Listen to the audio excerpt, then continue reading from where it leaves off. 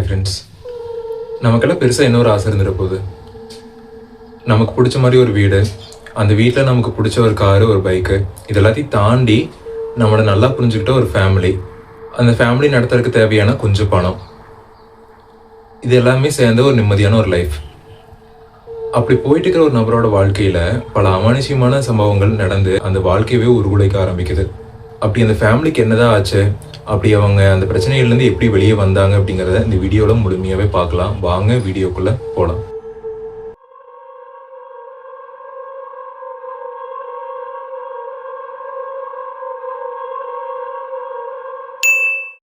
Hi friends, நான் ஜீரோலேருந்து ஆரம்பித்த சேனலில் இன்றைக்கி 1500க்கும் மேலே சப்ஸ்கிரைபர் தந்தது போயிட்டுருக்குது.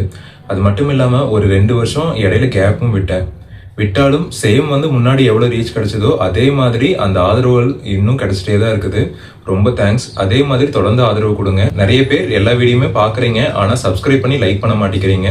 நீங்கள் பண்ணுற ஒவ்வொரு சப்ஸ்கிரைபும் ஒரு லைக்கும் எனக்கு அடுத்த வீடியோ போடுறதுக்கான ஒரு மோட்டிவேட்டாகவே இருக்கும். அதனால சப்ஸ்கிரைப் பண்ணி லைக் பண்ணி வீடியோக்கு சப்போர்ட் கொடுங்க. 2003 கோயம்புத்தூர்ல ராம்குமார் அப்படிங்கிற ஒரு நபர் ஒரு பெரிய பேங்க்ல ஒரு ஆஃபீஸராக வேலை செஞ்சுட்டு இருக்கிறாரு. பெரிய ஃபேமிலியெல்லாம் கிடையாது, ஒரு நார்மலான கொஞ்சம் ஏழ்மையான ஃபேமிலி தான். இவர் தான் ஒரு ஃபேமிலிலேயே வேலைக்கு போயிட்டு இருக்கிறாரு. அவருக்கு அப்பா கிடையாது, அம்மா மட்டும்தான். அவருக்கு கல்யாணமும் ஆயிடுச்சு. கல்யாணமாகி இப்போதான் குழந்தையும் பிறந்திருக்குது. ஒரு வயசு தான் ஆச்சு அந்த குழந்தைக்கு. அவங்க எல்லாருமே வீட்டில் தான் இருக்கிறாங்க. ராம்குமார் மட்டும்தான் வேலைக்கு போயிட்டு இருக்கிறாரு. நல்லா வேலைக்கு போயிட்டு இருக்காரு. சம்பளமும் ஓரளவுக்கு டீசெண்டான ஒரு சம்பளம் வந்துட்டு இருக்குது. வாடகை வீட்டில் தான் இருக்கிறாங்க. சொந்த வீட்டில் தான் எதுவுமே கிடையாது. அவங்களுக்கு சொந்த ப்ராப்பர்ட்டி இந்த மாதிரிலாம் எதுவுமே கிடையாது. சேவிங்ஸ்லாம் எதுவுமே கிடையாது. ஒரு மிடில் கிளாஸ் பீப்புள் தான்.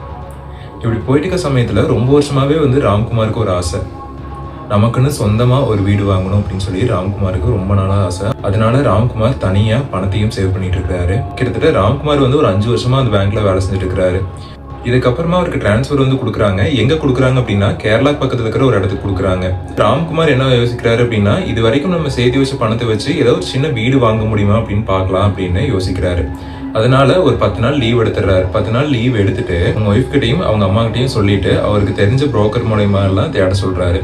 அப்படி தேடிட்டு இருக்கிற டைம்ல சரியா அவருக்கு எங்க டிரான்ஸ்ஃபர் கிடைச்சதோ அதே ஊர்ல ஒரு மாடி வீடு ஒண்ணு குறைஞ்ச விலைக்கு வருது அப்படின்னு ஒரு புரோக்கர் சொல்றாரு. இதுக்கப்புறமா ராம்குமாரும் அந்த வீட்டை போய் பாக்குறாரு. பார்த்தா ரொம்பவே பிடிச்சி போயிருது அவருக்கு.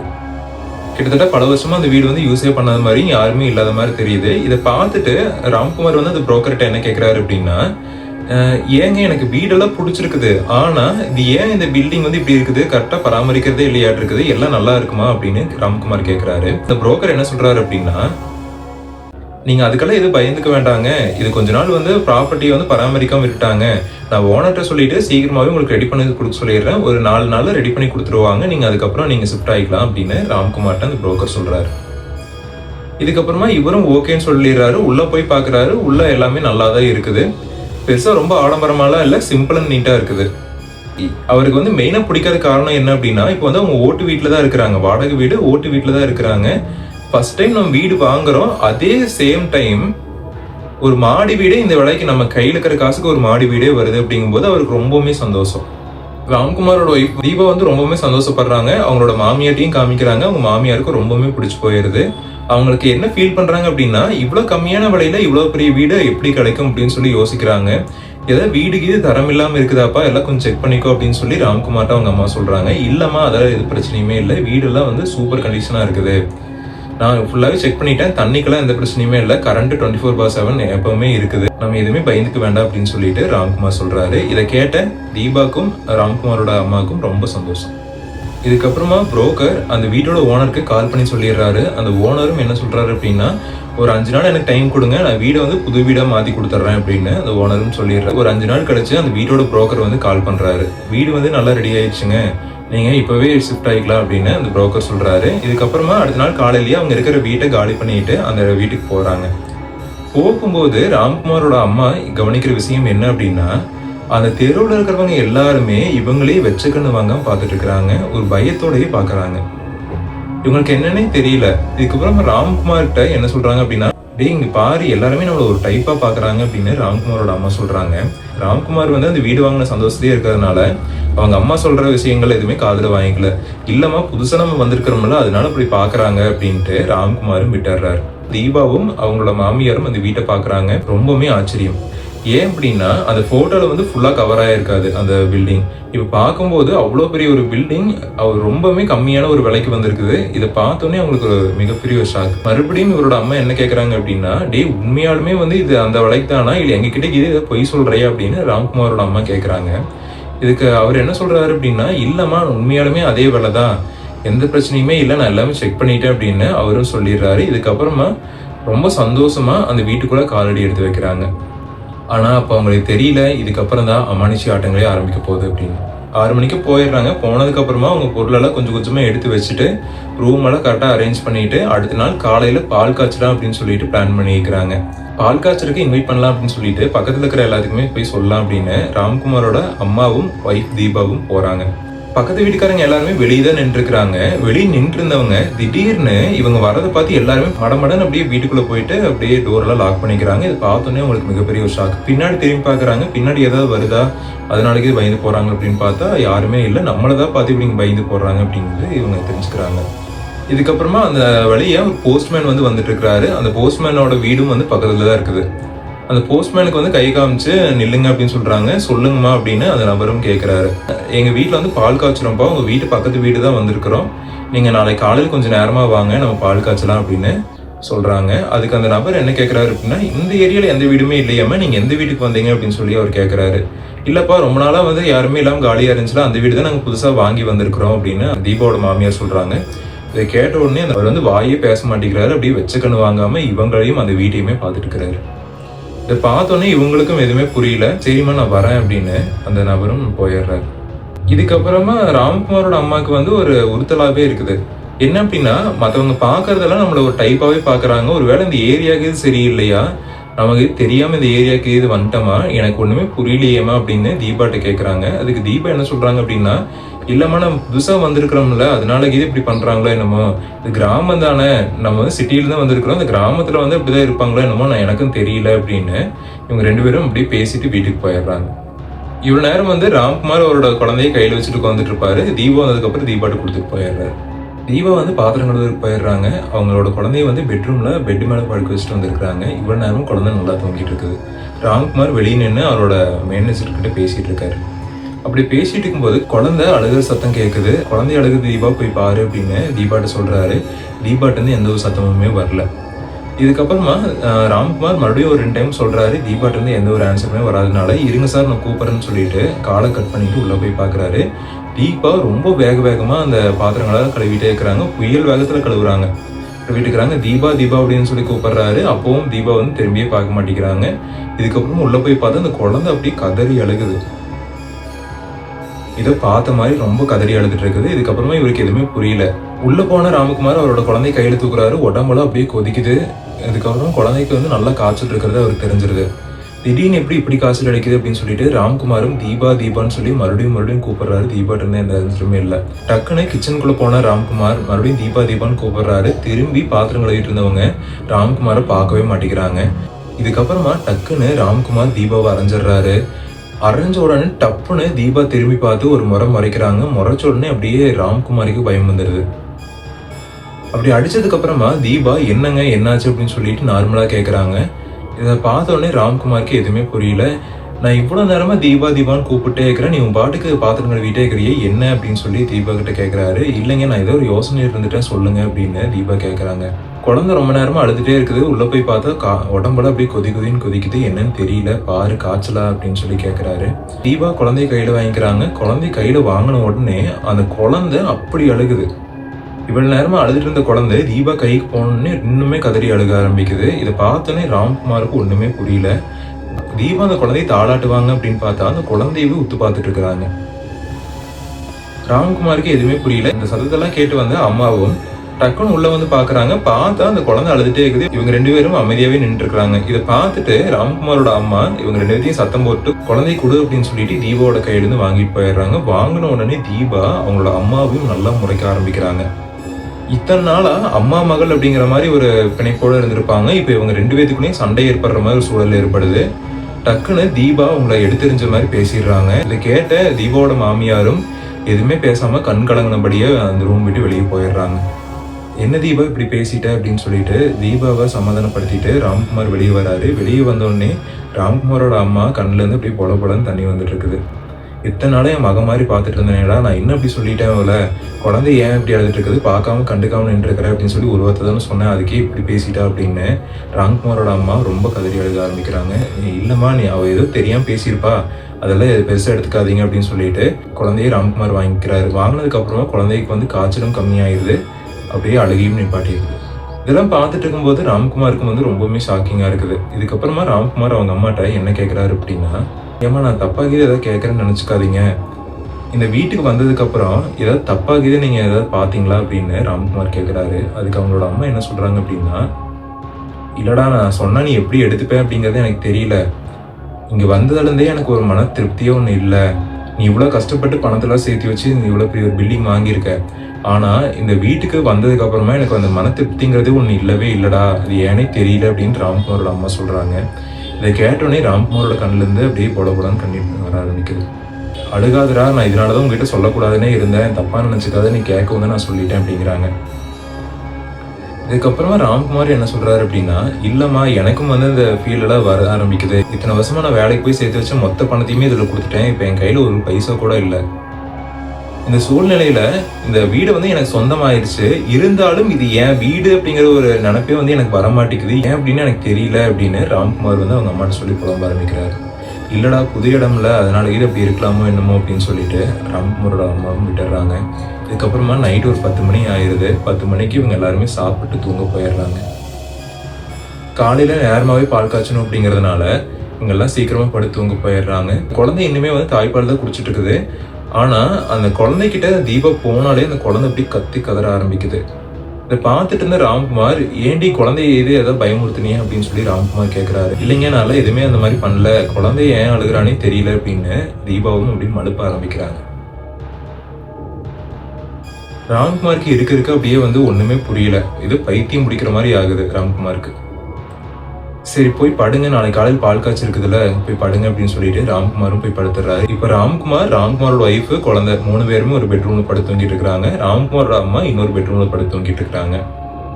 சரியா மணி ஒரு 1 மணி ஆயிருது. ராம்குமாருக்கு மறுபடியும் டென்ஷன் ஆயிருது. ஹால்ல வந்து உட்காந்துக்கிறாரு. ஹால்ல வந்து உட்கார்ந்ததுக்கு அப்புறமா ராம்குமார் மறுபடியும் யோசிக்க ஆரம்பிக்கிறாரு. நமக்குன்னு சொந்தமா ஒரு வீடு வாங்கினதுக்கு அப்புறம் ரொம்ப சந்தோஷமா இருக்கலாம்னு பார்த்தா, இந்த வீடு வாங்கினதுக்கு அப்புறம் சந்தோஷமே போயிட மாட்டேங்குது அப்படின்னு ராம்குமார் தலைமையில கை வச்சுட்டு உட்காந்துக்கிறாரு. இதுக்கப்புறமா இடியோட நல்ல மழையும் பெய்ய ஆரம்பிக்குது. அப்படி பெஞ்சிட்டு இருக்கும்போது ராம்குமாருக்கு தூக்கமே வரல, மறுபடியும் எந்திரிச்சிடறாரு. அப்படி எந்திரிச்சதுக்கு அப்புறமா ராம்குமார் கவனிக்கிற விஷயம் என்ன அப்படின்னா, அவரோட மெயின் டோர் வந்து ஓப்பனா இருக்குது. இந்நேரத்துல யாரும் மெயின் டோர் ஓப்பன் பண்ணுது அப்படின்னு சொல்லிட்டு மெயின் டோரை க்ளோஸ் பண்றதுக்கு போறாரு. அப்படி போகும்போது ராம்குமார் என்ன கவனிக்கிறாரு அப்படின்னா, தீபா அவங்க போட்டிக்கோட சமணங்கள் போட்டு அந்த பக்கமா திரும்பி ஏதோ பண்ணிட்டு இருக்கிறாங்க. இதை பார்த்த உடனே ராம்குமாருக்கு மறுபடியும் கோபமாயிருது. உள்ள குழந்தை தூங்கிட்டு இருக்குது, குழந்தைய விட்டு போட்டு இங்க வந்து இப்படி கொண்டிருக்கிறாளே அப்படின்னு சொல்லிட்டு தீபாவும் மறுபடியும் சத்தம் போடுறாரு. உள்ள வந்து படுக்க போறியே இல்லையாடி, என்னடி பண்ணிட்டு இருக்கிற அப்படின்னு சொல்லி பலமா கத்துறாரு. ஆனா தீபாட்ட இருந்து எந்த ஒரு சத்தமுமே இல்லை. அப்படி என்னதான் பண்ணிட்டு இருக்கிற அப்படின்னு சொல்லிட்டு சத்தம் போட்டுட்டு ராம்குமார் பொறுமையா அப்படியே தீபாவுக்கு முன்னாடி போறாரு. போனா ஒரு பார்த்த விஷயம் அப்படியே அவர் ஆட்டி படைக்க ஆரம்பிக்குது. ஏன் அப்படின்னா, குழந்தை வந்து அப்படி தூங்கிட்டு இருக்குது. தூங்குற குழந்தைய வெளியில வச்சு அந்த குழந்தைக்கு மேல அப்படியே அந்த சந்தனம், குங்குமம் இது எல்லாத்தையும் வந்து அப்படியே தூவிட்டு இருக்கிறாங்க.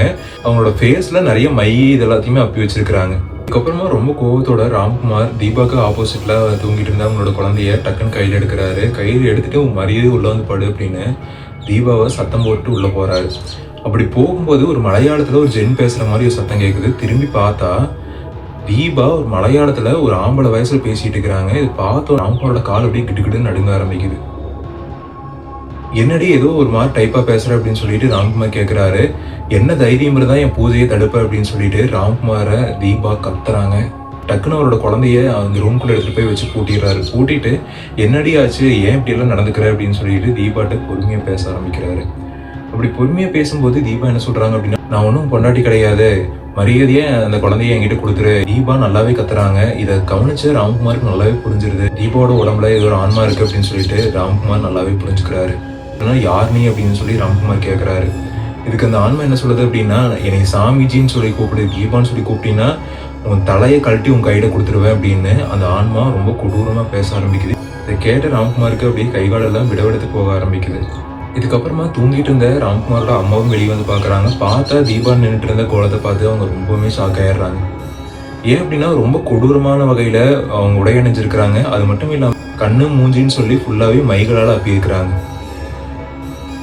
இங்க நடந்துருக்கிறத பார்த்துட்டு இவளுக்கு ஆன்மா தாண்டா பிடிச்சிருச்சு அப்படின்னு சொல்லிட்டு ராம்குமாரோட அம்மாவும் கத்துறாங்க. கத்துன உடனே ராம்குமாரோட அம்மாவை ஓடி போய் கழுத்தை பிடிச்சி தூக்க ஆரம்பிக்கிறாங்க. இதை பார்க்க ராம்குமாருக்கு ரொம்பவே பயமாயிருது. இதுக்கப்புறமா தீபாவை நல்லா கட்டி பிடிச்சி அந்த பக்கம் இழுத்துட்டு வந்துடுறாங்க. இழுத்துட்டு வந்ததுக்கு அப்புறமா ராம்குமாரோட கழுத்தையும் பிடிச்சி நெரிக்க ஆரம்பிக்குது அந்த அம்மா. என்னோட பூஜையிலேயே குறுக்கிடுறியா அப்படின்னு சொல்லிட்டு பலமா கத்த ஆரம்பிக்குது. இதுக்கப்புறமா சரியா ஒரு 4 மணி ஆயிடுது. 4 மணி ஆன உடனே டக்குன்னு தீபா மயக்கம் போட்டு விழுந்துடுறாங்க. இன்னொரு 2 நிமிஷம் ராம்குமாரோட கழுத்தை நல்லா அழுத்தி பிடிச்சிருந்தா ராம்குமாரோட உயிர் அங்கேயே போயிருக்கும். அந்த அளவுக்கு பலமா பிடிச்சி அழுத்திட்டு இருந்திருக்காங்க. என்னன்னே தெரியாம டக்குன்னு ஒரு 4 மணி அளவுல அப்படியே மயக்கம் போட்டு விழுந்துடுறாங்க தீபா. அவங்களுக்கு எதுவுமே புரியல. டக்குன்னு தீபாவையும் எடுத்துட்டு போயிட்டு அவங்க அம்மா படுத்துட்டு இருந்த ரூமுக்குள்ள வச்சு பூட்டிடுறாரு. உடனே ராம்குமார் இந்த வீடு பிடிச்சி கொடுத்த புரோக்கரை கூப்பிடுறாரு. என்னப்பா இந்த நேரத்துல கூப்பிட்டுருக்க அப்படின்னு சொல்லி ராம்குமார்ட்ட கேட்கிறாரு. என்னையா வீடு பார்த்து கொடுத்துருக்குற, பேய் வீட்டை பார்த்து கொடுத்துருக்குற, என் பொண்டாட்டிக்குள்ள பேய் பூந்துருச்சு அப்படின்னு சொல்லி இவ்வளோ நேரம் இத்தனை வருஷமா சாதுவா பேசிட்டு இருந்த ராம்குமார் பலமா கத்தி ஆபாசவாதிகளால பேச ஆரம்பிக்கிறாரு. இதை காது கொடுத்து கூட அவங்க நம்மளால கேட்க முடியல. ராம்குமாருக்குள்ள இப்படி ஒரு கேரக்டர் இருக்கா அப்படின்னு சொல்லிட்டு ராம்குமாரோட அம்மாக்கே இன்னைக்கு தெரியுது.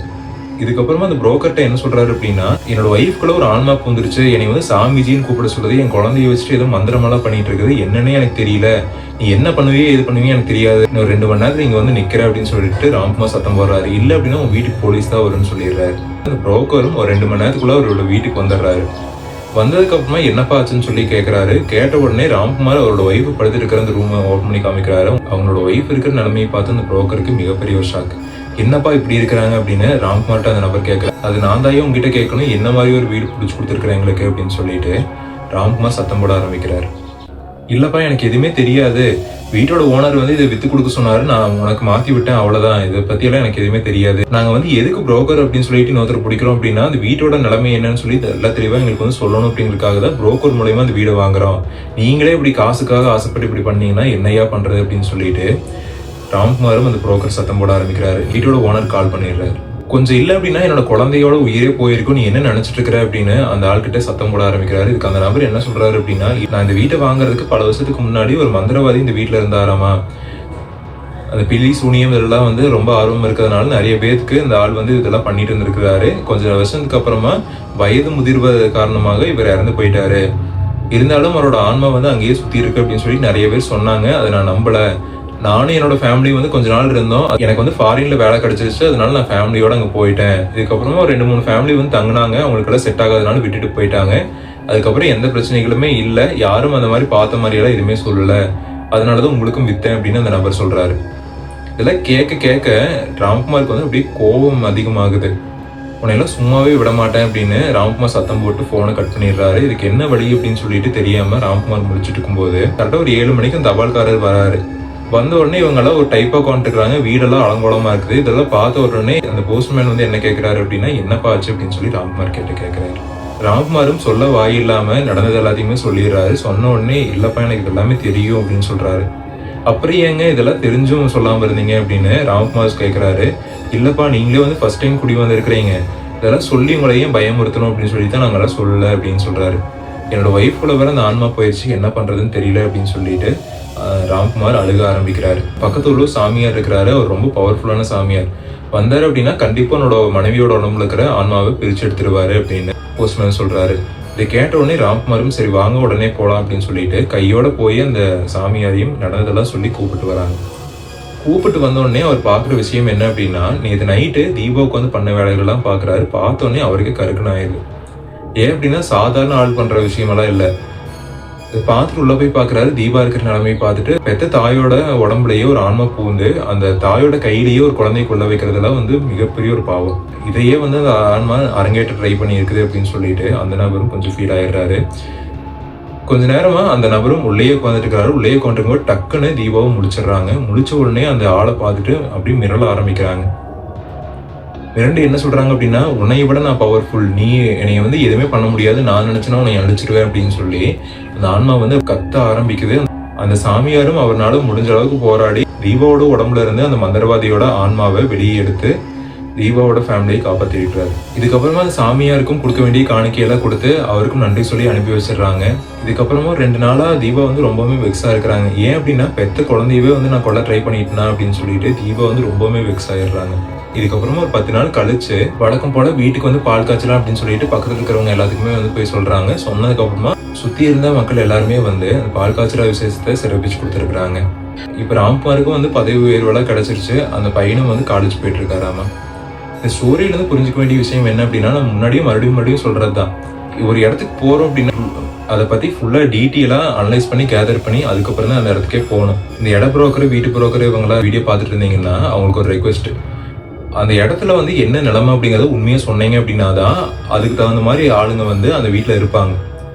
ஏன் அப்படின்னா அவங்களும் வந்து மனுஷங்க தான். நீங்க வந்து உங்களுக்கு கிடைக்கிற கமிஷனை பார்த்துட்டு நிறைய பேரும் வந்து சொல்றதே இல்லை என்ன பிரச்சனைகள் இருக்குது. இந்த மாதிரி அமானுஷ்ய பிரச்சனைகள் மட்டும் நான் சொல்லல, பொதுவாகவே நிறைய பிரச்சனைகள்லாம் இருக்குது.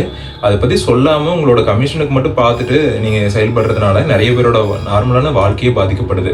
அதுக்கு இந்த ஸ்டோரியும் ஒரு எடுத்துக்காட்டு. உங்க வாழ்க்கையிலும் நடந்த அமானுஷ்யமான சம்பவங்களை நம்ம சேனல்ல பதிவிட கீழே டிஸ்கிரிப்ஷன் அண்ட் ஃபர்ஸ்ட் கமெண்ட்ல இருக்கிற இன்ஸ்டாகிராம் ஐடியை கிளிக் பண்ணி ஃபாலோ பண்ணி அதுல வாய்ஸ் நோட் இல்லை அப்படின்னா நீங்க சேட்டிங்ல கூட பதிவிடலாங்க.